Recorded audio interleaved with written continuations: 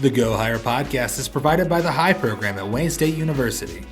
The High Program, helping individuals go higher.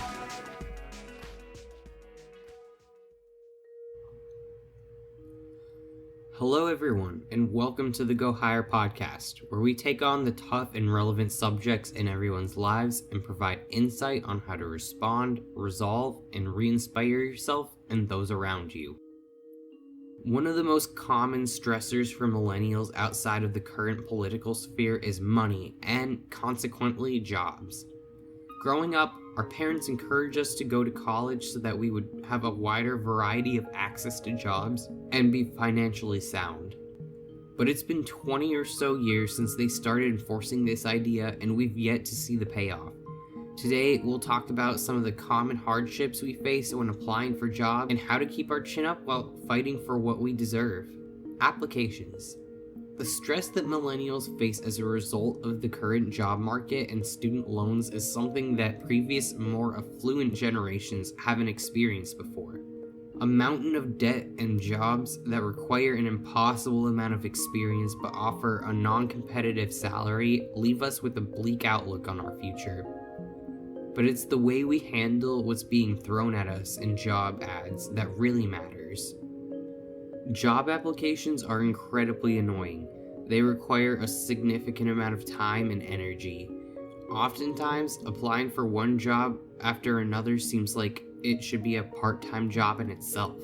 The lack of feedback from potential employers induces nail-biting anxiety and frustration over not knowing why you didn't hear back. So how do you deal with it? Call back to get a status update on the position. As terrifying as it may sound, if you want the job, you're going to have to put in a little bit more work than just handing in an application. You're going to want to show your potential employer that you really do want the job, that you didn't just stumble over the job ad and toss your application in that direction. If the position's been filled, get off the phone and forget about it. Seriously though, dropkick your anxiety out the door. Sometimes you're meant to take another path. If the position hasn't been filled, ask to speak to the hiring manager and indicate why you've called, that you're truly interested in the position and hoping to schedule an interview. There is the problem, however, of applications and hiring managers that stress not to call under any circumstances. Outside of the fact that there's an extremely low callback rate for the amount of applications sent out, there's the issue of follow-up calls. Our parents in earlier generations are adamant about the idea that callbacks indicate a variety of positive characteristics, including giving the employer the idea that you really want the job, rather than letting them believe that you've applied in your off time on a whim.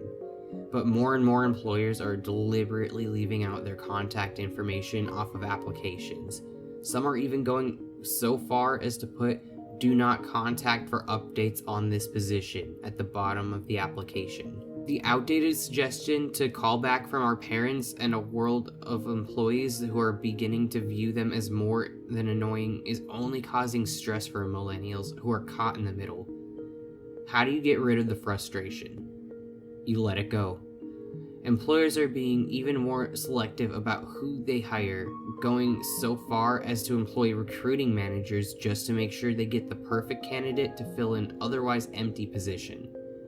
Recruiting managers typically don't give out their contact information on applications since the company isn't the one who's initially looking over your resume. They don't want your call. ATS system. Although the technological boom has improved millions of lives around the world, it does have its downside.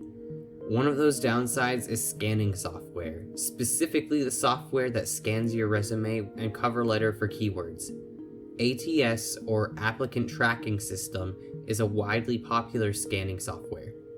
The problem with this type of software is that the variety of words that can be used by applicants on their applications, resumes, and cover letters don't always match the keywords that ATS is looking for. Getting rejected even though applying felt like it was going to land you the job is something we've all faced. However, don't be afraid to call the company or hiring manager and ask what on your resume led to rejection. You may not be able to do anything about getting the job, but you'll feel better knowing the reason for rejection. Experience. Experience is another area connected to employment that causes a great deal of frustration among college students and recent college graduates. It seems as if there's a majority of jobs that require a seemingly impossible amount of experience. For example, an entry-level job that requires 4 to 6 years of experience and a bachelor's degree. While some people are lucky to get experience in their field while still in school, the rest of us are blocked from confidentiality agreements, training that should be given on the job, and certifications from classes that you can only take once you've gotten your undergraduate degree. This means that there's an amount of post-secondary students who are still trying to play catch-up while working to pay off student loans. The best way to find experience when you don't have guaranteed access to your field is to apply for or volunteer in related areas of employment. Being a medical scribe gets you familiar with terms and scenarios that you might not otherwise encounter outside of a hospital. Choosing to coach or tutor kids and adults who are differently abled also gets you the type of experience you would need for a more personable profession such as counseling.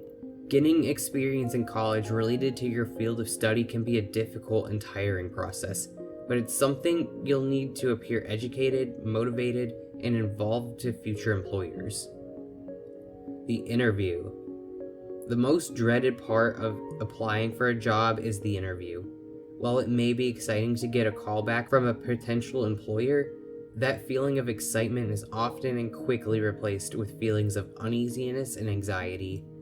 Instead of a one-on-one interview, some companies are opting to use a panel interview. That sound means it's time for the word of the day, or rather phrase of the day: panel interview. A panel interview involves 2 or more interviews and can include more than one applicant for the job. In such a situation, interviewers will ask the same number and type of questions to each interviewee one at a time. If there are many candidates, the interviewers are likely to ask 1 question per candidate. Panel interviews are held not only to save time, but also assess how potential employees interact within a group.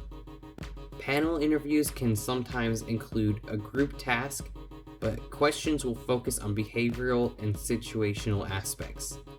Allison Doyle, the job search expert at thebalancecareers.com, advises that you should be prepared for fast-paced questions, crosstalk from interviewers, follow-up questions, and for your interviewers to potentially have different opinions and perspectives from each other. Panel interviews are a newer process for screening candidates, so researching the company you've applied to and the interviewers who will be attending is another way to be prepared. Salary and benefits. One of the most important parts of applying for a job is reviewing and negotiating your pay and benefits. Always Google the average salary of the position you're applying for and always ask for more than what you're offered. Asking for more than what you're offered might seem greedy, but employers will negotiate downwards from what you give them. Go in with a goal of what salary you would like and try not to take anything lower. Talking to other employees about what they made when they started is helpful as well, especially when you consider that paying employees equally isn't required by law. Benefits like medical insurance, 401k plans, and matching, and vacation time are also important to pay attention to and negotiate for. If you have any medical conditions, see if they can be covered by the insurance your employer offers, or if they offer co-pays for medical visits. 401k plans and matching also require quite a bit of Googling. You'll want to know if your plan is right for you and if the amount the company matches is at or above state average so that you can negotiate accordingly. The US has a culture that surrounds working like a dog until you retire. There are some countries, however, who are slowly moving away from it. Jobs are something that most people need in order to get by. Trying to get one is time-consuming, energy zapping, and induces a significant amount of anxiety and frustration. We hope that the tips we gave today are helpful and make it a little less stressful on how to get around some of the roadblocks that one typically faces when looking for employment.